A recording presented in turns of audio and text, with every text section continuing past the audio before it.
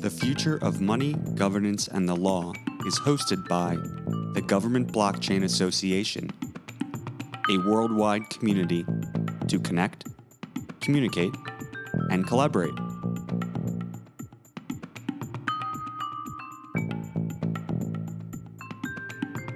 This show is produced by Podtex. To learn more and how to host your own show, go to www.podtex.com. Podtechs. Podtex, your partners in podcasting. Hi, my name is Gerard Daché. I'm the Executive Director of the Government Blockchain Association. And today I have Bryan with me on the podcast. Bryan, I'm so thrilled that you have a chance to spend some time with us today, especially after all the stuff that I've learned about you over the last couple of weeks. So welcome to the Future of Money, Governance, and the Law, and welcome to this thing.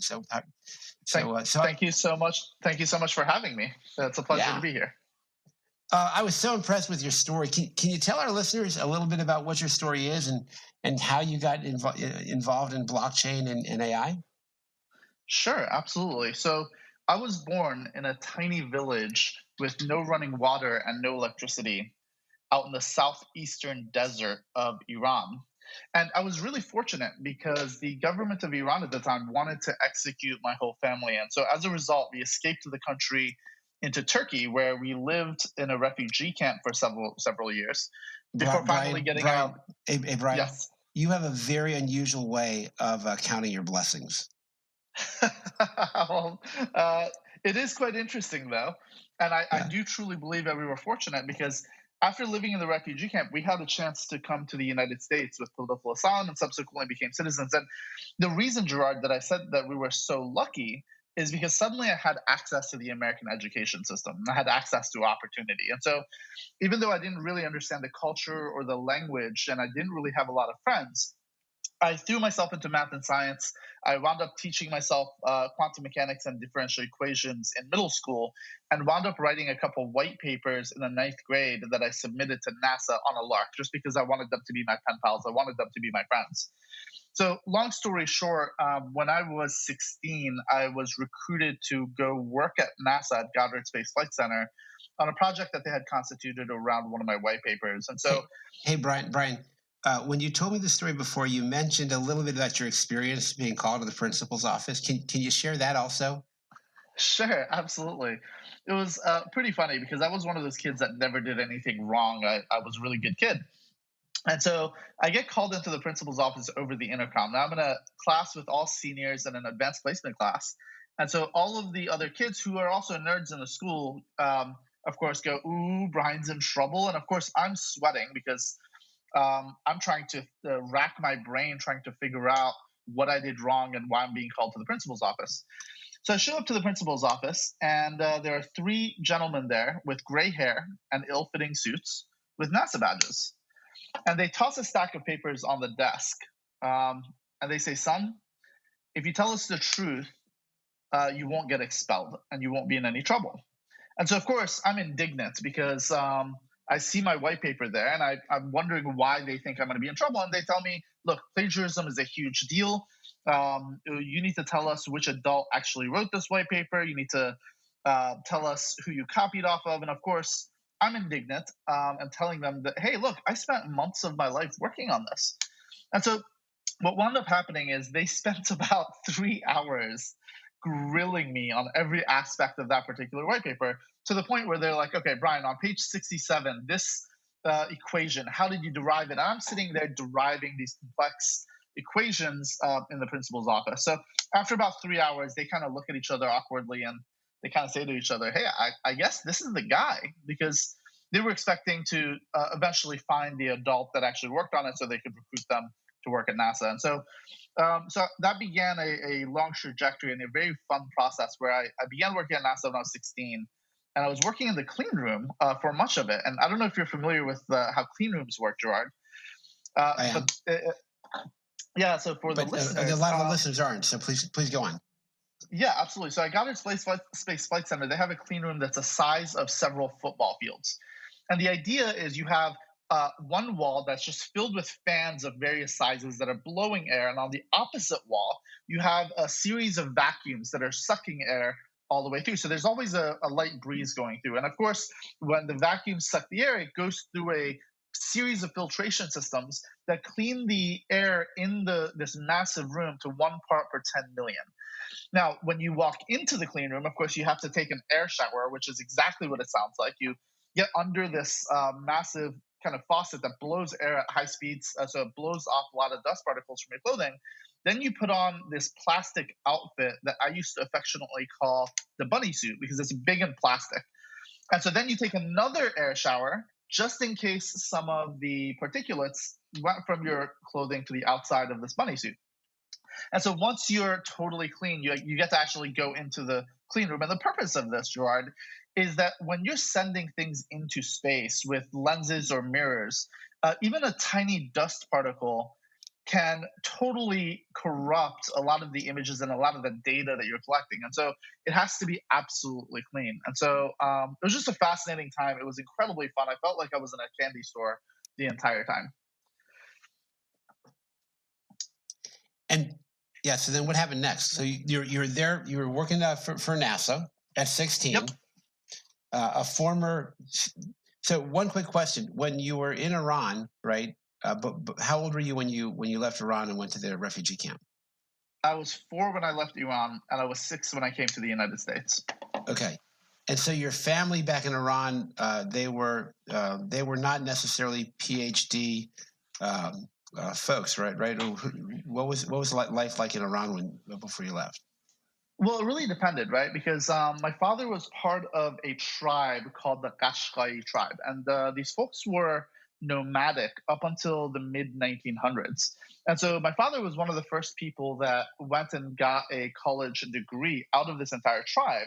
Then he became a college professor, and then he decided to go back to the tribe and built a school that traveled around with the tribe while it was still nomadic to educate a lot of the kids in that community. Now, what that meant is some of the kids were able to go get college degrees and become professionals. And a lot of my cousins have become professionals and developers and doctors. But a lot of my second and third cousins, a lot of the people in my tribe still are in Zanjurun and these villages that dot the desert next to these oases. And there's still some of them sheep herders, goat herders. A lot of them are still illiterate. And so it was really fascinating because after I left NASA, I started a company in college that was doing over $1 million of annual revenue. And then I started a second company, which I subsequently sold. But I had a chance to go back and visit that village where I was born. And look, I don't want to misstate things. Iran is the number 19 GDP country in the world. That has a lot of very big cities. I have a lot of cousins that are professionals. But when I went back to this village and ran into all the kids that I used to play with when I was 4, a lot of them, my second, third, fourth cousins, people that were in my father's tribe, a lot of them were still sheep herders and goat herders. And a lot of them tried to convince me that the earth is the center of the universe. And it was just a fascinating conversation. And it hit me like a visceral punch in the gut because I realized I could have been like these folks, right? And it made me wonder how many Einsteins, how many Elons, how many Marie Curies are born every year in refugee camps or villages or slums in India or favelas in Brazil who don't have the opportunity to have the education that I was lucky to have access to. And so that's part of the reason I built my company the way I did. So talk to us a little bit about because what your company does in terms of using AI and the stuff that you learned kind of growing up and then applying it to the situation that you saw in Iran. This is fascinating. Can you tell us a little bit about how you brought those two things together? Yeah, absolutely. So when I got back from Iran, I worked at ZocDoc and helped them become a unicorn, and then worked at a series of AI companies as a senior executive. And so when I founded my company, I thought I need to use this powerful technology of artificial intelligence and also blockchain to solve some very real problems for the population of the world. And so what we did is we invented technology that enables people to learn 3 to 5 times faster than traditional education.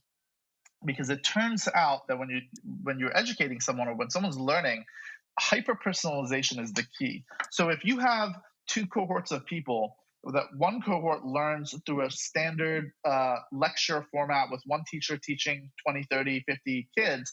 And then you have another group of people who are being taught one-on-one by instructors. It turns out the folks that learn one-on-one perform significantly better, almost an entire order of magnitude better, 10x.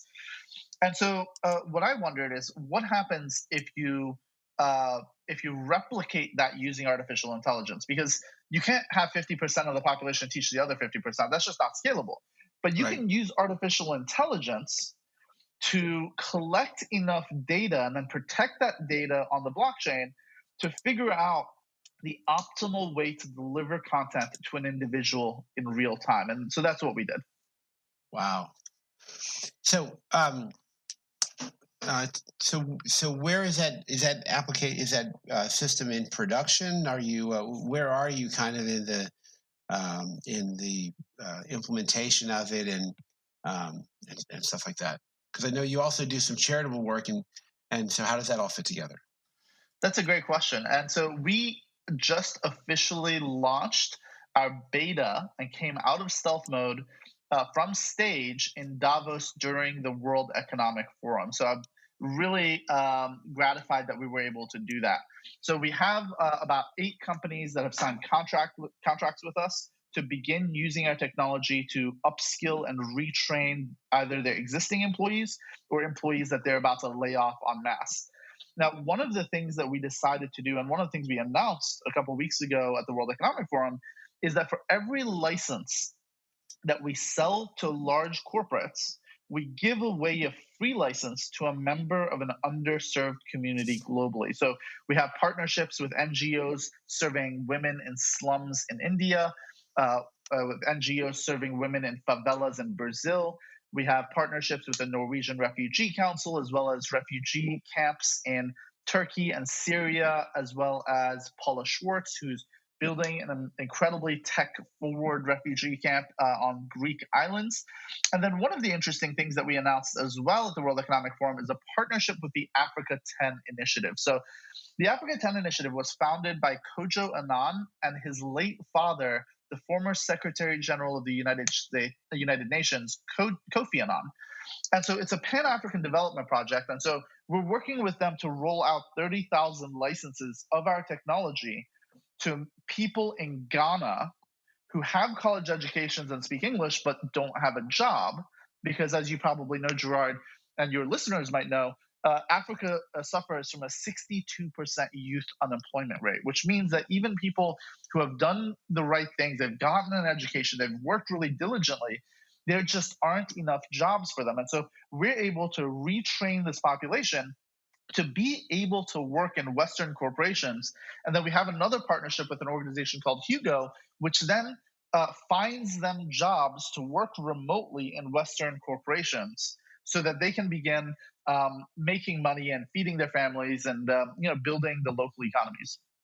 I love it. I mean, when we talk about the impact that blockchain and AI can have in people's lives, I mean, you're in there living real world scenarios. I mean, I think it's just fantastic.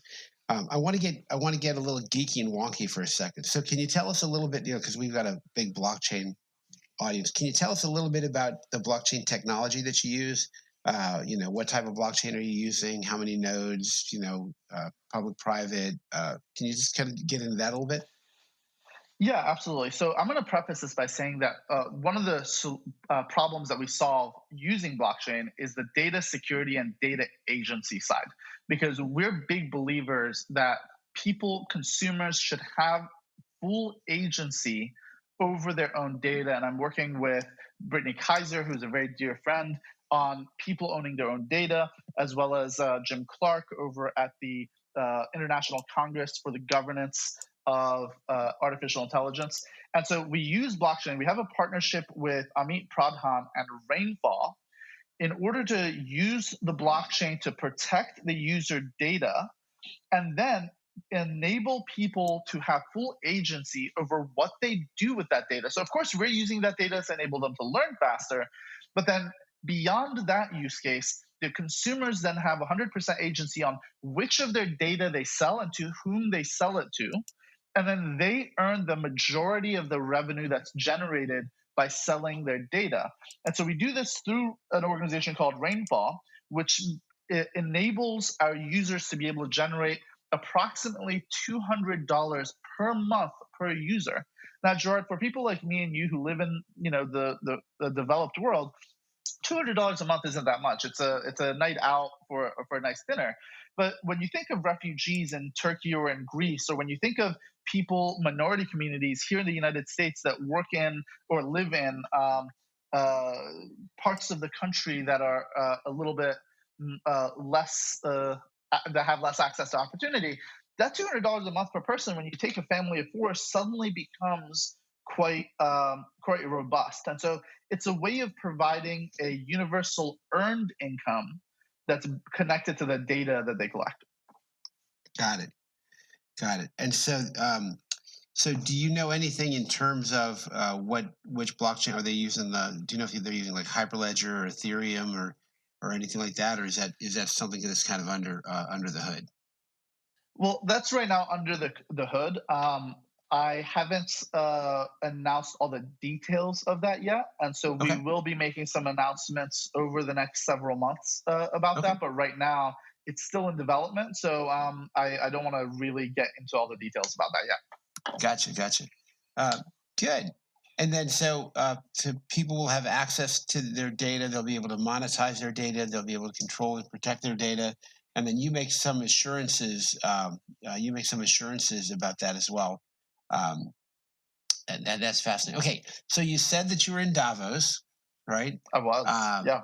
And this is kind of where our paths kind of intersected through a third party. So you want to kind of walk us through your journey in terms of how you got connected with us and all that sort of stuff. Yeah, absolutely. One of the leaders of GBA, our mutual friend Robert Levine, was sitting in my speech in Davos. And so he approached me afterwards and told me about GBA. And of course, I love the mission of GBA. I love the way that you've built it. It's a fantastic organization.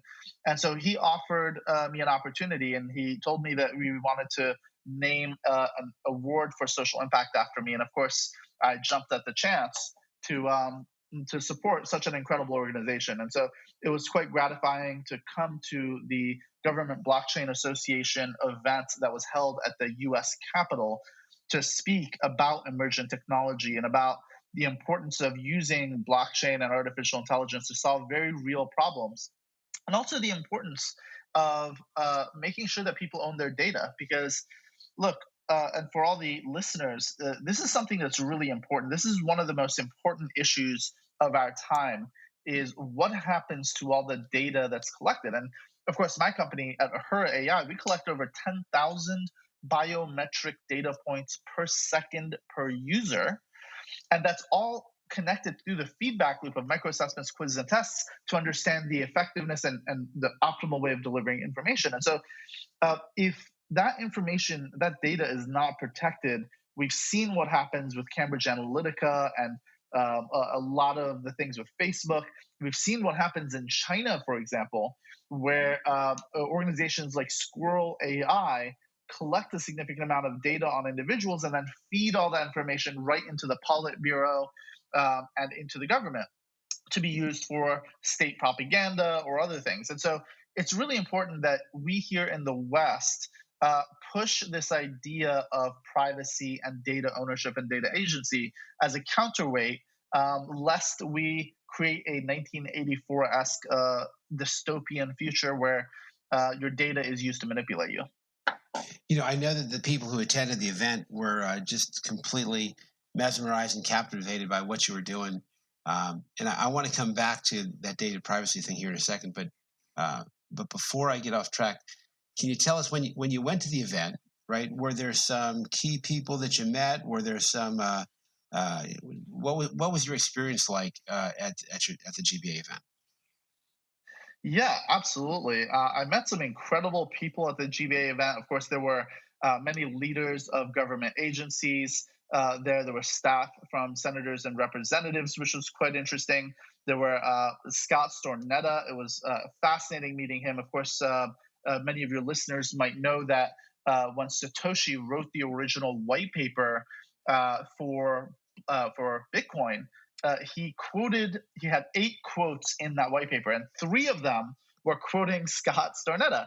And so it was an absolute pleasure meeting him and quite a few other people who are doing very interesting things in the blockchain space and in the government space. And of course, the people that won awards were all inspiring individuals. So I definitely recommend that any listener that has an opportunity to go to a government blockchain association events, definitely take the time to do so. It's incredibly valuable, and I know I met a lot of very interesting people.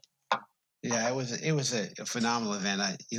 I was surprised by one thing, and that was that everything worked according to plan, and that's never the case. So I was surprised that everything worked out. Yeah. So I want to go back to this data privacy security thing for just a second, right? So you and I both hear things all the time, sort of naysayers and people who don't really kind of get it and stuff like that. So when they say to you things like, I don't want to have my personal data on the blockchain because then everybody's going to get access to it. Like, how do you respond to some of those critics that you encounter?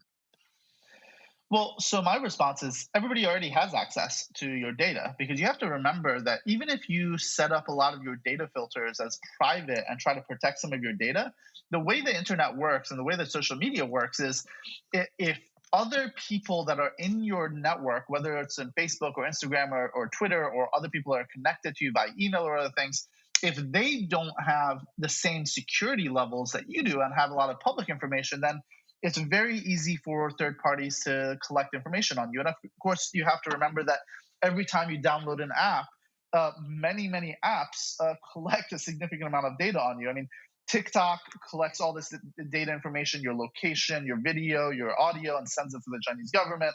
And of course, there's many apps that do this. And so your data is already out there. The question is, who owns that data and who has agency over it? Now, the benefit of protecting your data on the blockchain is it gives you an immutable analysis of who has access to it, and it's impossible to replicate it, where it's a one-time use. The only time people can use it is when they actually get access to it, and you can actually put in smart algorithms that protect that data and control who actually gets to see it and who actually gets to use it, which is incredibly helpful. Wow. Awesome. And then I want to kind of go, you have a great story, right? Thank you. Overcoming a lot of adversity and so what advice would you give to peers or other young people that may come from an environment where, it doesn't look like they, they've got a bright future and really turn it into something like you have. And especially if they're interested in blockchain or AI or these kind of technologies, what advice would you give to people trying to move into that field? Absolutely. So my first piece of advice would be go for it. Right now, at this point in Earth's history, every human being across the world has the greatest opportunity to completely shift where they come from and live a life that is more aligned with what they want to do. So the first thing would be go get access to the internet and begin teaching yourself how to code. Look, by 2050, it's estimated that anybody that doesn't know how to code will be considered functionally illiterate. Just like 100 years ago, people that didn't know how to read or write were considered functionally illiterate. And so the first thing I would say is go online if you have access to the internet. If you don't, go to coffee shops or go to other places that give you access to the internet. Learn how to code. There are many places online where you can learn how to code for free. And of course, you can use Ahura AI to learn how to code much more quickly.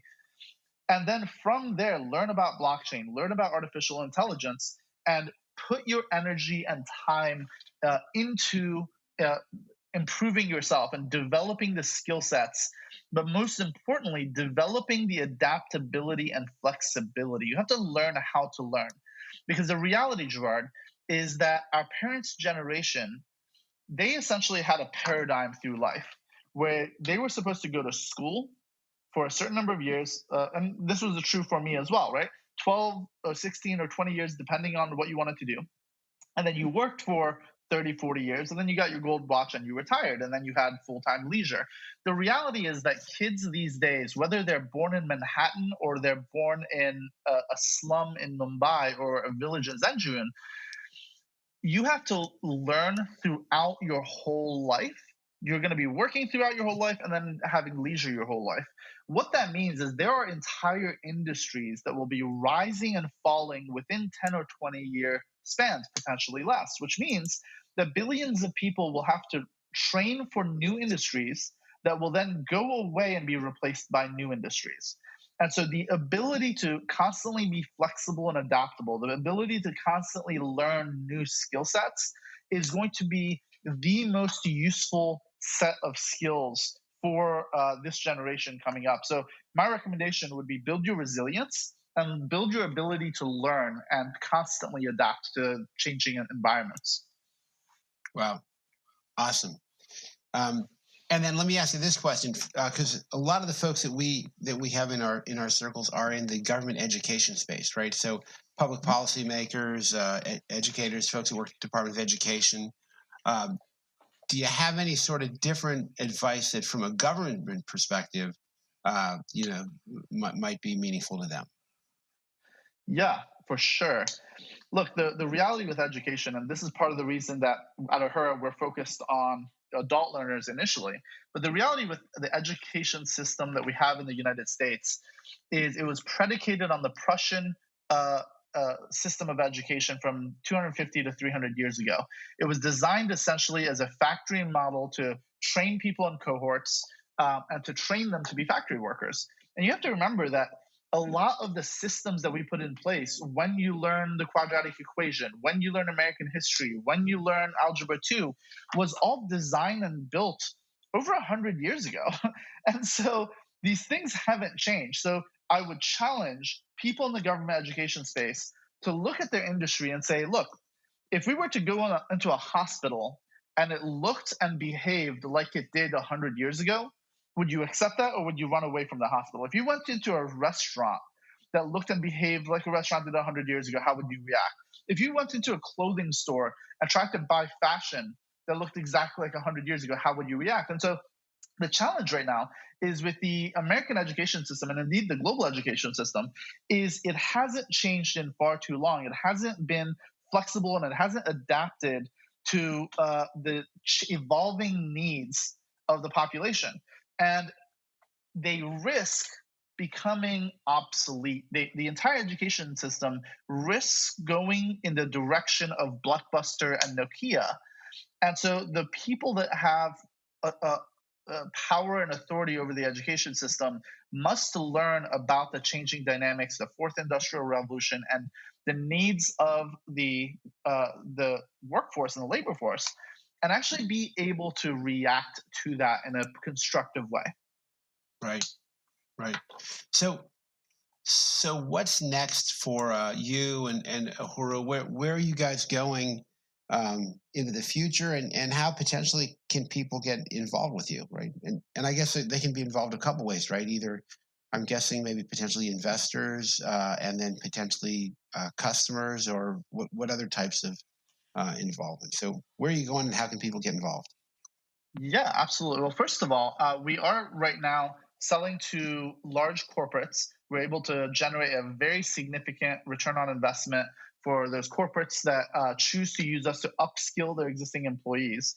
And where we're going from here, obviously, we're going up at a rocket ship kind of trajectory, growing extremely rapidly. And so for investors that want to be part of our journey, they can reach out to me at Bryan, that's Bryan, at ahuraai.com. They can also sign up to join our wait list for corporates that want to use our technology by going to ahuraai.com. That's ahuraai.com. Now, as we continue to move forward, in addition to working with large corporates and continuing to increase the revenue and the success that we have and impact a lot of people, we're in conversations with a handful of prime ministers of countries in Africa and in Asia where they want, over the next couple of years, for us to provide a platform for them to be able to roll this technology out across their entire populations. because just like many countries in Africa, we're able to skip massive infrastructure investment by jumping forward and leapfrogging traditional structures, just like they skipped over landlines and went directly over to mobile phones, or they skipped traditional banking and went directly to mobile banking, or skipped traditional energy grids and went to distributed clean energy grids. A lot of these folks see Uhura as a way, instead of investing hundreds of billions of dollars into schools and universities and training teachers, as a way to catch up to the Western world and use their technology to enable their population to get to that next level very quickly. And so anybody that wants to be part of our journey, I'd love to chat with them, whether they're corporates or nonprofits that want access to some of the free licenses. And of course, we're always talking to investors because we're scaling very rapidly. That's awesome. When you were at the conference at the U.S. Capitol, did you get a chance to talk to Armand? Armand is the GBA Africa regional lead. I don't think I got a chance to chat with him. I'd love to be connected with him if you'd like to introduce me. Yeah, we'll have to get you in touch with him, and also I want to get you in touch with our education working group. We're launching a program actually on March 1st to train 100,000 people in blockchain and related technologies. So if you go to the GBA website right now, it'll be on the main page. But right now, if you just type in the word catalog in the GBA search bar, so you go to the GBAglobal.org website and type in the word catalog, you'll see that those are some of the training courses that we're looking to do. But I'd love to have a conversation with you offline and talk about how we can include you guys, because it's one thing to be able to offer the information, but it's another thing to really be able to expedite the absorption of the information. Absolutely, and I would love to partner with you guys. I'm a big believer in what the GBA does, and I have a tremendous amount of respect for you, Gerard, for leading the organization, creating it, and moving it forward. So I really support this idea. As you probably know, and your listeners might know, there's a 17-to-1 disparity on the demand for blockchain developers versus the supply of people that actually know how to program on the blockchain. And so this is a massive opportunity if you're training 100,000 people to move the entire blockchain community forward, but also to supply the workforce to be able to fulfill the demand that's already there. Yeah. Well, I'm proud of you. I'm unbelievably grateful that we had a chance to get to know you, and just so impressed with the work that you're doing, really to make a significant impact in people's lives around the world. So I can't thank you enough for joining us on the Future of Money Governance Law podcast, and I look forward to talking to you sometime really soon. Absolutely. Thank you for having me, and I appreciate all of your listeners for tuning in. There's many places you could be. Thank you for paying attention to us and listening, and I look forward to hearing from you. Awesome. We shine the spotlight on our community. Please take a few minutes and listen to one of our global members. Eric Guthrie. I'm the Director of Training Programs for the Government Blockchain Association. I joined GBA in January 2017, and I joined GBA because I wanted to learn more about the blockchain. I was already very knowledgeable about it, being an attorney, and I learned a lot about the laws and the regulations and the transactions regarding the blockchain and cryptocurrencies. But what was missing for me was to interface with people that had the same level of passion and experience about the blockchain. And I found that in GBA. You have chapters all over the world. We have many here in the DC and the DMV area. So what I learned was that it takes a village to really understand something that's complicated. We all bring certain perspectives and components to our learning about the blockchain. And joining organizations like GBA is very helpful to really get a fuller picture about what that means. And in the long run, it's helped me publish my book, Blockchain or Die, which is a book about cryptocurrencies and blockchain technology and how we need to adopt these wonderful technologies for the future, because if we're not going to think for the future and invest in future technologies, then we're going to end up regretting it. And unfortunately, some companies that don't adopt it will end up dying. So that's why I call it Blockchain or Die. The Future of Money Governance and the Law is brought to you by the Government Blockchain Association, or GBA. The podcast brings together leaders in the public and private sector to discuss how government and industry can work together. We talk about how to enhance the integrity of our institutions and the quality of life for the people they serve.